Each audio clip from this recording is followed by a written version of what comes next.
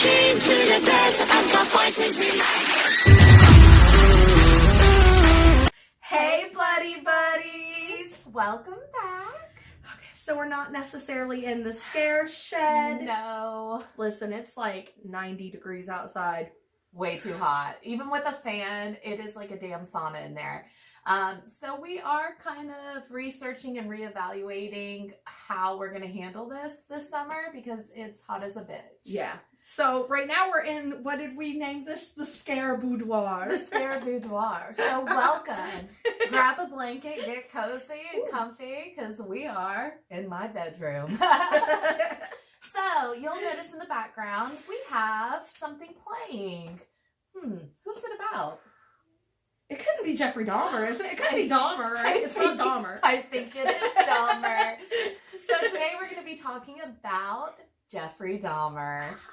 So we're covering kind of like we did with the other famous ones. We're obviously going to go over briefly a little bit of information. We're not going to cover every murder he's done. Otherwise, yet again, we would be here all day. Yeah. There's just, I think he committed, what, 17? He had 17 victims. 17. So obviously, we're not going to go over all of them, but we are going to go over his life and some fun facts that we didn't know about. So yes, we found some good juicies. Dahmer is wild. Dahmer is literally one of my favorites. And how many times have I told you I have been searching for a reason to say on YouTube sex zombies? Now's your chance. This is my time to shine. Shine bright with your sex zombies because here we are. Okay, you guys, so you ready to deep dive? Get your popcorn, get your wine, get comfortable. Let's dive in. So, just to give some general information, just in case maybe you don't know everything about Dahmer. He was born May 21st, 1960 in Milwaukee, Wisconsin. He did later die November 28th, 1994 in the Columbia Correctional Institution in Wisconsin, where he was actually beaten to death by a fellow inmate, Christopher, and I'm not even going to try to pronounce his last name. Scarver? Scarver, maybe. He had 17 victims. His crimes were committed between 1978 and 1991. So that's a long time span. Yes. There was a gap in there, and we'll get into it where he wasn't committing crimes. We'll get into that though. And then also, a lot of people don't know this, but he did attend Revere High School, which we know, but he also went to the Ohio State University. So he did go to a very popular college. I thought that was pretty interesting. But for a very short period of time. We'll dive into that too. We're going to get back to that. This is kind of just a little quick overview.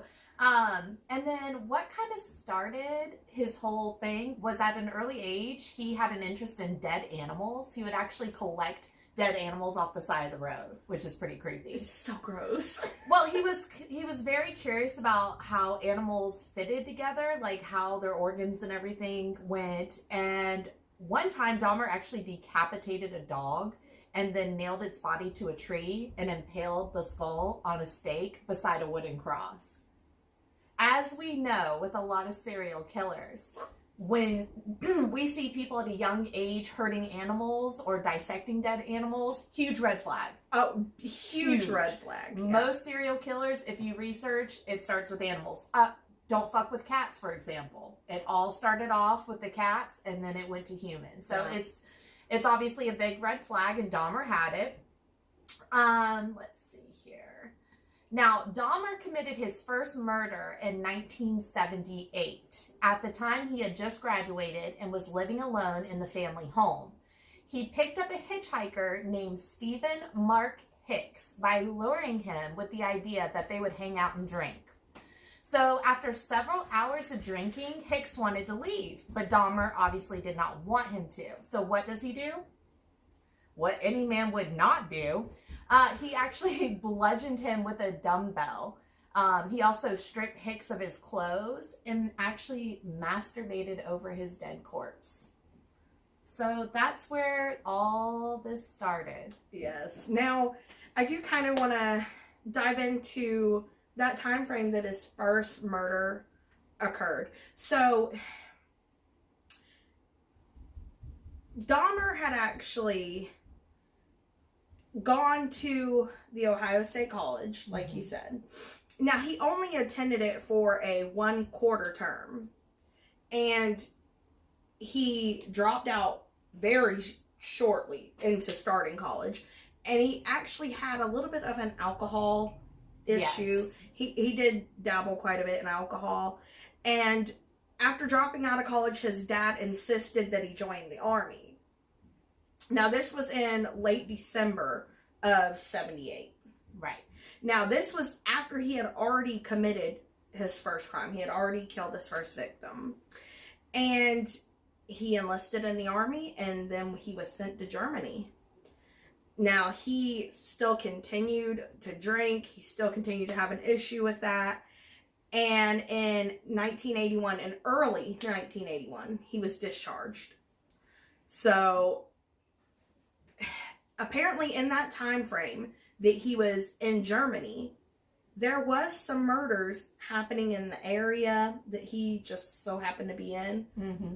But it was said that they don't actually believe that he was committing any murders during the time that he served. Right. So that's where there was a little bit of a gap. So from 78 to early 81 when he was in the Army. Which I could see. I mean, the Army takes up a lot of your time. That's something that I'm sure, juggling military and murder just don't mix. Yeah.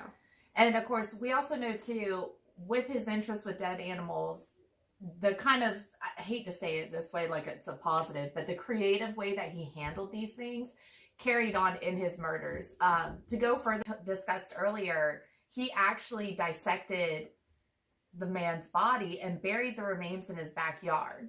Several weeks later, he dissolved the flesh in acid before flushing the solution down the toilet. He also crushed the bones with a sledgehammer and scattered them in the woods behind his home.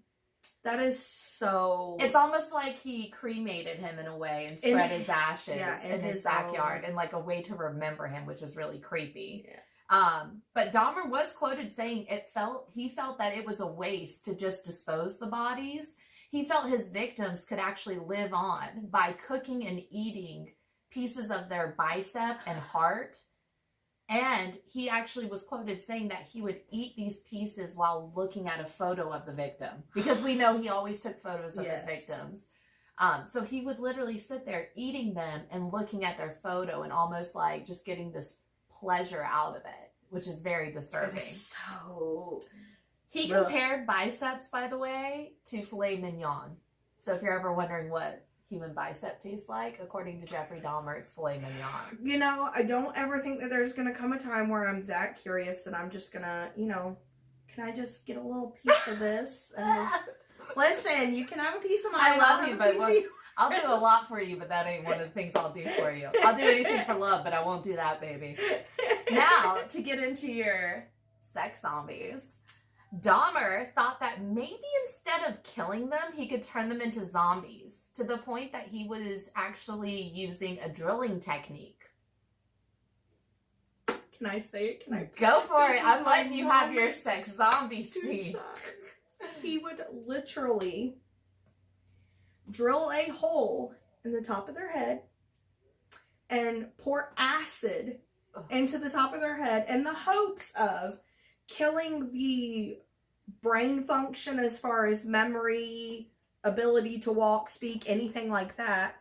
But almost like the common senses. Yeah. But that their heart would still beat because he didn't technically do anything to their heart.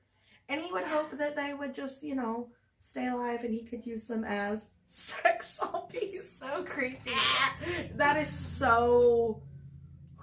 That's a weird one. And to think that his brain works like that, if you've ever watched the interview of his parents, and they're just so calm and prim and proper, although his dad gives me the creeps, I don't know. Yeah. Yeah. But just to, not only his parents' interviews, but his own interviews. Oh, he's way too calm. The way that he speaks about the things that he did is just so, calm mannered and matter of fact, and he's like, this is just what I did. And he reads it like he would a grocery list. Yeah. Like he's very there's no excitement, there's no remorse, there's no nothing there. It's very monotone the whole time. This is how this happened, and that's what it is, and that's his mindset. It's so wild. Now, there was some other issues that happened After he was discharged from the Army, there was some other crimes that he was also committing aside from murder. Yes. That he was actually arrested on. So he returned to Ohio after being discharged, and he was arrested the same year for disorderly conduct. So his father sent him to live with his grandmother in Wisconsin. But his alcohol problem continued to worsen, and he was later arrested the following summer for indecent exposure. Who saw that coming? I mean, come on. Yeah. We knew that was coming. And then in 1986, he was arrested once again, this time because two boys accused him of masturbating in front of them. And he was only given 1 year probation. I'm not really surprised, though. I feel like back in the day, you got to think, they probably had a lot crazier things going on than people masturbating in public. But, like, in front of little boys and just... No shame in the Dahmer game. Yeah, apparently no shame in his game. Mm-hmm. So, that kind of gives you a little background on what he was doing in the meantime of... Yes. Committing these crazy murders. And like I said, there's a lot of victims we could go over, but we just want, like, we highlighted the first one. Another one that really stuck with me was Conorak. That's the young boy that he drugged. Now, when he drugged him, the boy actually escaped and ran down the street naked. He actually approached a female who called 911. Then Dahmer all of a sudden approached the woman and grabbed him, telling the woman, oh, he's okay, he's just drunk. But the woman saw bruises, and she actually saw blood coming out of his rectum. So she's like, obviously something's not right here. She tried to stop him, telling him he wasn't going to go with him, and the fire department showed up first. They put a blanket over the gentleman, and the female actually flagged down a police car. But Dahmer apparently told police that, he's a friend, he's just drunk, he wandered off, and called the female a crazy bitch. Was like, oh, you can't listen to her, she's some crazy bitch, this is my boyfriend. And he even said, he's like, I've got pictures of us together upstairs. Which I'm sure he did. Yes, because what did Dahmer always do? He took pictures of his victims before and after they died. Yes. So when the police go up to check Dahmer's apartment, sure enough, there's pictures of the couple together. Obviously, there's belongings there belonging to the boy. So the police thought nothing of it. But the girl was very persistent. She actually went to her aunt's house and tried to get her aunt to come back and help. But by the time they came back outside, everyone was gone. The cops were gone, fire department, everything. So the aunt actually called the police and was like, hey, my niece was talking to you guys. What happened? That boy needed help. The police said, oh, nothing's wrong. It's, just a relationship, a couple fighting and they're fine now. And she said that, well, what was funny too is they insisted, they kept telling the cop, they're like, that is not a man, that's a little boy. Because now we know it's a 14-year-old. Yeah. But Dahmer had told him he was 22, I believe. Which, yeah. Come on, a 14-year-old does not look like a 22-year-old. Yeah. I don't care how you cut it. Unless they're these little Instagram thotties. There's no other way to cut that. Especially back then. And I mean, he's very young looking. But unfortunately, the police, they went up there. They saw pictures. They saw his stuff, which I understand. Yeah. You see pictures. You see, their belongings there. I'm sure they've seen plenty of crazy, drunken relationship fights. I mean, it is what it is. So those were two of, the main highlighted crimes. And then my random fun fact that a lot of people don't know is that Gacy and Dahmer actually both frequented the same bar, L&L Tavern in Chicago. And this is the same bar that Gacy would go in full Pogo the Clown costume. Yes. So they were going to the same bar regularly together. Now, my fun fact kind of ties into that. Mm-hmm. So, at the time that Dahmer was committing these murders, there were two other serial killers in the area, one of them being Gacy. Now, Dahmer later admitted that he was drugged and kidnapped by another serial killer. He was hung in a basement by chains around his ankles from the ceiling and was anally sodomized with a candlestick. I never heard this before. I don't know how this has not been covered, like, as much as everything else in his case. And I don't know. So he somehow got away, but he never went to the cops about it because he knew what he was doing himself. So he never said anything about it. No, he never brought this up to the cops till way later. That's so crazy. The irony of a serial killer versus like, it literally reminds me of those, like, Freddy versus Jason movies. Yes, like, right? It's crazy. That one, I just thought that was the most wild tidbit. And Amber, if you're watching it, thank you. My friend Amber gave me that tidbit. It is the wildest thing I've ever heard. I would have never thought. I mean, what are the odds? Serial killer versus serial killer. I would have never saw that coming. That's amazing, though. Yes. Now, we do kind of have a little bit of information as to how he was actually caught, what led to his actual arrest. And this, again, is just one of those things where it's like, how did nobody know what was going on? So we know that one boy got away. Right. And somehow or another, he convinced the police that no, nothing's going on here, nothing's strange. Naked with a bloody anus, but everything's fine. He could have been stopped then. Yes. But he wasn't. He continued to commit murders. And then in July of 1991, 2 Milwaukee police officers picked up 32-year-old Tracy Edwards. He was found wandering the streets once again. Mm-hmm. He had handcuffs dangling from his wrists. He was beaten looking. He looked drugged. He looked out of it. So they decided to investigate his claims that some weird dude, as he said, had drugged and restrained him.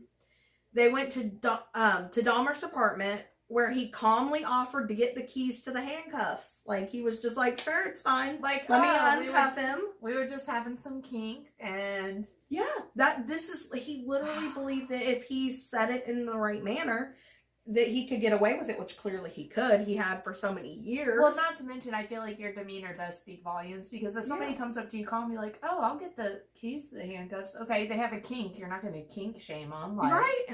So, now... Mr. Edwards claimed that Dahmer had threatened him with a knife that was located in the bedroom. So the officers went in to check, and they noticed Polaroid photographs of dismembered bodies all around the apartment. And he was quickly arrested. Now, after searching the apartment, they found a head in the refrigerator, 3 more in the freezer, preserved skulls, jars containing genitalia, and an extensive gallery of photographs of his victims. And this one, to me, it's almost like he, like you said, like if he took little pieces from his victims, he could remember them and kind of relive the murder and relive these moments, which he got a sexual... Well, it's much like the zombie thing. He never wanted them to die. Just like when he first started and he would eat them. His whole concept was is if he ate them, they were forever a part of him. So it was this thing of him not wanting to go. And if you really watch a lot of these documentaries, you get this feeling of that his whole goal mainly too was he wanted to be loved. He wanted to, and I'm not sympathizing with him at all, but he was searching for this sort of affection. He wanted, because his big thing, he always says in interviews, he wanted them to stay. He didn't want them to leave. He always wanted them to stay. Always wanted to be a part of him. Yeah, he thought if he took these parts, that they would forever be a part of him. Which, twisted mind thought, but I get it. Yeah. But all in all... That's who he is, though. He's twisted. All in all, Dahmer is a little twisted. Absolutely. I mean, obviously. Now, like we kind of dived into before, I urge you guys, if you guys have not watched any of them before... Look up some of his interviews. Look up the trial, which is actually playing in the background right now. His demeanor speaks volumes. It's so wild. I swear to the day he died, he was so calm about everything. There was no panic, no remorse, no sadness. And yeah, no. He was very matter of fact. Very, very smart, very intellectual, and very crazy. And that's why he will forever be one of our favorite serial killers. Yes. So hopefully we were able to kind of give you guys some tidbits you might not have known about. Yes. And listen, you guys, we have So many more stories planned coming for you guys. We do have a local one that we kind of want to dive into. Maybe next week. It kind of just depends on schedules, but we do have some really good ones in store for you guys. So stay tuned. Don't go nowhere. We're coming at you guys. That's right, baby. Till next time. Bye. Bye.